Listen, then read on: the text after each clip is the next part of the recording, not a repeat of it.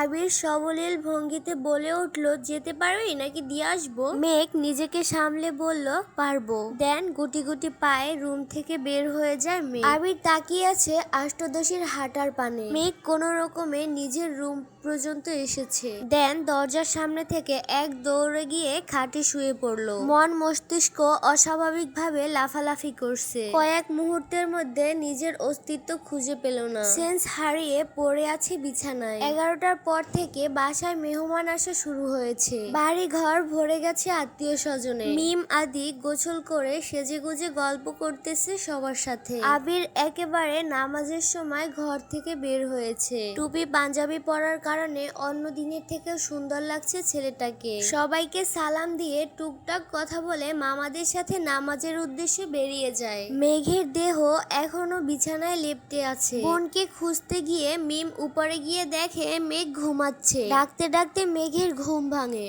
মিম, আপু, ও আপু ওঠো, এখন ঘুমাচ্ছ কেন? বাড়িতে মেহমান চলে আসছে। আজান পড়ে গেছে অনেকক্ষণ আগে। উঠো, নামাজ পড়ে রেডি হও, আম্মু আমায় পাঠাইছে তোমায় ডাকতে। কিছুক্ষণ পর মেঘের জ্ঞান ফেরে। পাশের দেওয়ালে টাঙানো ঘড়ির দিকে তাকায়। 1:15 বাজে। তৎক্ষণাৎ শোয়া থেকে উঠে বসে। আবিরকে কফি দিতে গেছিল 8:30 থেকে 9টার মধ্যে। 4 ঘন্টার উপরে তার জ্ঞান ছিল না। 5 মিনিট বসে তারপরে গোছলে যায়। নামাজ পড়ে আবিরের দেওয়া একটা জামা পরে নিল মেঘ। বেগুনি রঙের গাউন, মোটামুটি গর্জিয়াস। চুলগুলো খোপা করে নিল। এতই লম্বা চুল ছেড়ে রাখলে কিছুই করতে পারবে না সে। মুখে হালকা ফেস পাউডার দিয়ে গোলাপি রঙের হালকা লিপস্টিক দিল ঠোঁটে। রুম থেকে বের হলো 3টার দিকে। মামা খালারা সবাই খেতে বসেছে। ছোটদের খাওয়া শেষ। রুম থেকে বের হয়ে করিডোর উপস্থিত বোঝার চেষ্টা করছে সে। বাড়িতে এত হই হুল্লোড় শব্দে মাথা ধরে ফেলছে মেঘে। এরই মধ্যে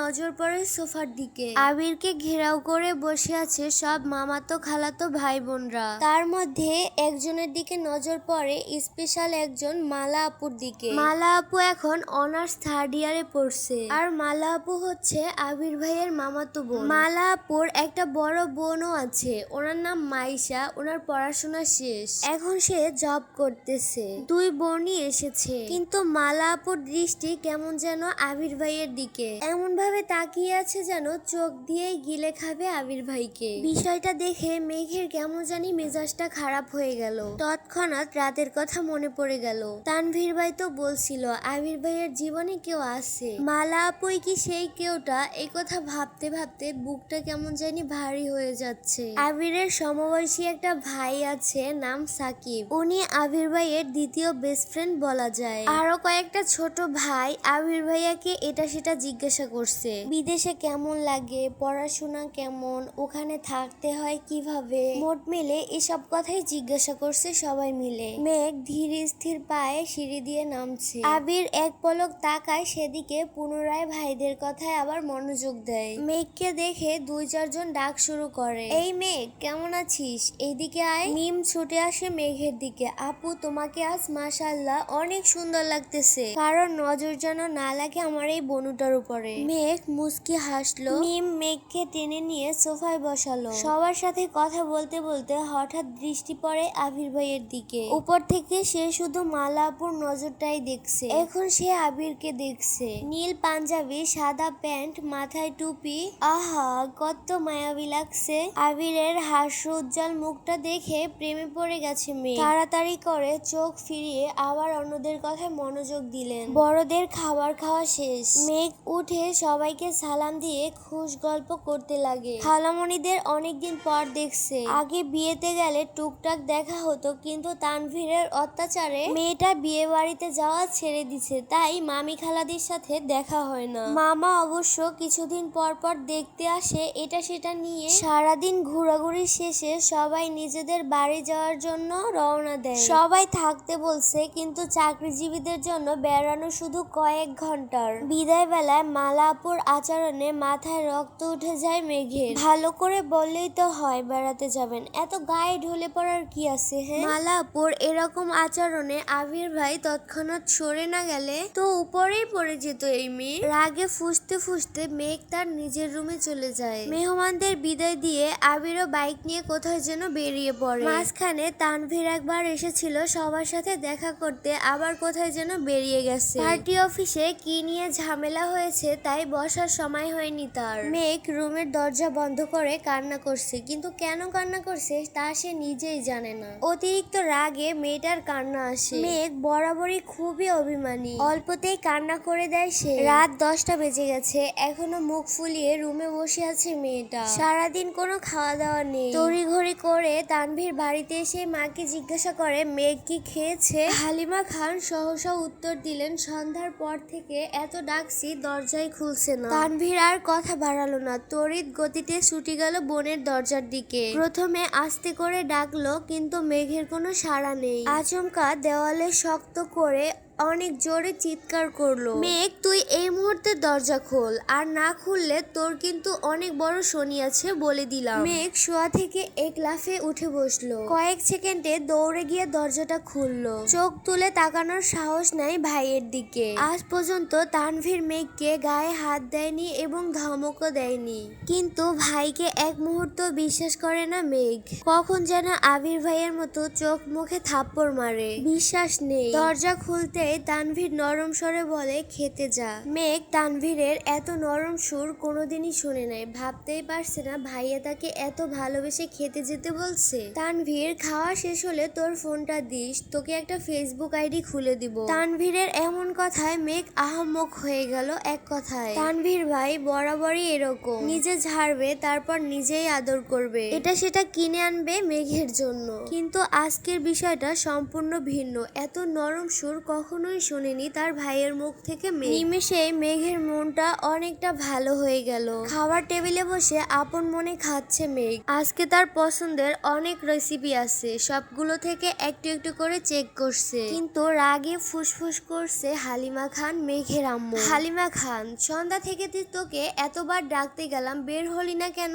এখন তো বের হয়েছিস ঠিকই ভাইয়ের ভয়ে, আমাকে কেন কষ্ট দেস? তোকে কে কি বলে 2 দিন পর পর যে না খেয়ে থাকিস? তোর তো 2 দিন পর এডমিশন, না খেলে পড়বি কিভাবে? আর না পড়লে ভর্তি হবি কিভাবে? তুইও তোর ভাইয়ের মতো হচ্ছিস, সে সারাদিন ভন্ডের মতো টুই টুই করে ঘুরে, আর তুই এখন তার ভাব নিচ্ছিস। খেয়ে না খেয়ে সারাক্ষণ রুমে পড়ে থাকিস। আর শোন, মেয়ে মানুষের এত রাগ জিদ ভালো না, তোর এই রাগ জিদ সামলানোর জন্য আমরা সারা জীবন পাশে থাকবো না। এতটুকু বলতেই চোখ পড়ে ড্রয়িং রুমে দাঁড়ানো আবিরের দিকে। আবিরের তাকানিতে সম্পূর্ণ রুক্ষতা, শ্যাম বর্ণের মুখমণ্ডল কালো দেখাচ্ছে। কড়া কণ্ঠে মামুনির দিকে তাকিয়ে প্রশ্ন করলো, কি হয়েছে? পুরো শালী কণ্ঠে আটকে উঠে মেঘ। হালিমা খান গলা নামিয়ে উত্তর করলেন, খায় না ঠিক মতো, পড়াশোনা করে না, ওকে নিয়ে কি করব? আবির পূর্বের অভিব্যক্ত বজায় রেখে উত্তর দিলেন, ওকে কিছু বলো না, কাল থেকে মেঘ টাইম টু টাইম খাবে, একটু এদিক সেদিক হলে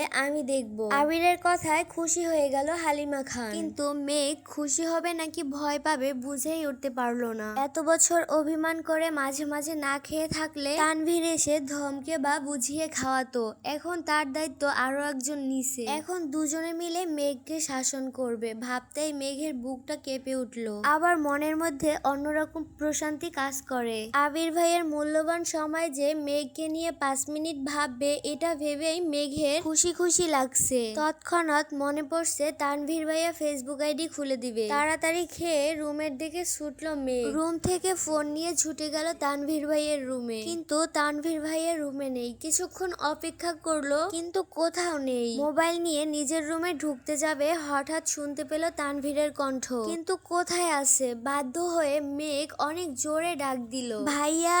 তানভীর পাশের রুম থেকে উত্তর দিলেন, আমি আবির ভাইয়ের রুমে, এদিকে আয়। আবির নামটা শুনলেই মেঘের বুকটা হু হু করে কেঁপে উঠে চিন্তায়, আর নিজেকে সাহস দেওয়ার চেষ্টা চেষ্টা করে, তারপর গুটি গুটি পায়ে হেঁটে দরজায় দাঁড়ালো। তানভীর, আয় ভিতরে। মেঘ মোবাইলটা দিয়ে যায়, তুমি কাজ করো। তানভীর, ভিতরে আয়, বস তুই, তোকেও কাজে লাগবে। মেঘ আর কোনো কথা না বলে চুপচাপ খাটের কর্নারে গিয়ে বসলো। আবির রুমে নেই, মনে হচ্ছে ওয়াশরুমে আছে। তানভীর ফোন নিয়ে কি যেন করছে, তখনই ওয়াশরুম থেকে বের হলো আবির। মেঘের দৃষ্টি পড়ে সেদিকে। একটা ছাই রঙের টি শার্ট আর ব্ল্যাক ট্রাউজার, ভেজা চুল থেকে টপ টপ করে পানি পড়ছে, শরীরের টি শার্টটাও অনেকটা ভিজে গেছে। মেঘ টেনে হিঁচড়ে তার থেকে দৃষ্টি নামিয়ে আনলো। মনে মনে ভাবলো, একটা মানুষ এত কিউট হয় কিভাবে? যদি না পারতাম তাহলে আমার পড়ার টেবিলে সাজিয়ে রাখতাম, সারাদিন পড়তাম আর দেখতাম, তাহলে আমার মন কখনোই খারাপ হতো না। লোকটা ফর্সা নন, শ্যামলা গায়ের রং,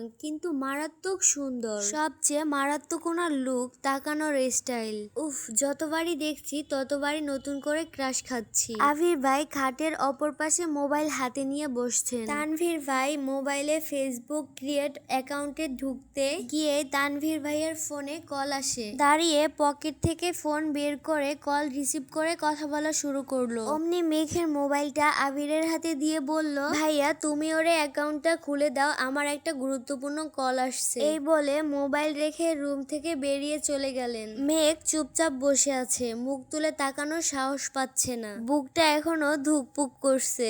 আবির মোবাইল হাতে নিয়ে নিজের মতো করে একটা অ্যাকাউন্ট খুললে। জন্ম তারিখ, সাল, নাম কিছু জিজ্ঞেস করার প্রয়োজন মনে করেনি উনি। সব কাজ শেষ করে ফোনটা এগিয়ে দিলেন মেঘের দিকে। তখনই তানভীর রুমে ঢুকলো, সহসা বলে উঠলো, শেষ। এই বলে ফোনটা নিজের হাতে নিল। ফেসবুকে ঢুকে তানভীরের আইডিটা খুঁজে রিকোয়েস্ট পাঠালো। আবিরের দিকে তাকিয়ে বলল, ভাইয়া তোমাকে রিকোয়েস্ট পাঠিয়েছে, অ্যাকসেপ্ট করো না। আবির গম্ভীর কণ্ঠে বলল, আমায় রিকোয়েস্ট দিতে হবে না। তানভীর কথায় পাত্তা না দিয়ে কয়েক সেকেন্ড পর বলল, ভাইয়া তোমায় রিকোয়েস্ট পাঠিয়েছি, অ্যাকসেপ্ট করে নিও, না হলে আমার ছোট্ট বোনটা কষ্ট পাবে। আবির তীক্ষ্ণ দৃষ্টিতে তাকিয়ে আছে তানভীরের দিকে। মেঘ মনে মনে খুশি হলো ভাইয়ের কথায়। মেঘের তো কখনো সাহসী হতো না ভাইকে রিকোয়েস্ট দেওয়ার বা অ্যাকসেপ্ট করার কথা। তানভীর সেদিকে গুরুত্ব না দিয়ে মেঘের হাতে ফোন দিয়ে বলল, তুই এখন যা, আমি আর ভাইয়া অ্যাকসেপ্ট করে নিব, তুই কি করিস না করিস সবকিছু কিন্তু নজরে রাখবো। মেঘ কোনো কথা না বলে মাথা নিচু করে নিজের রুমে ফোন নিয়ে চলে আসলো। মেঘ বিছানায় শুয়ে ফেসবুকে ঢুকতেই নজর পড়ে সাজ্জাদুল খান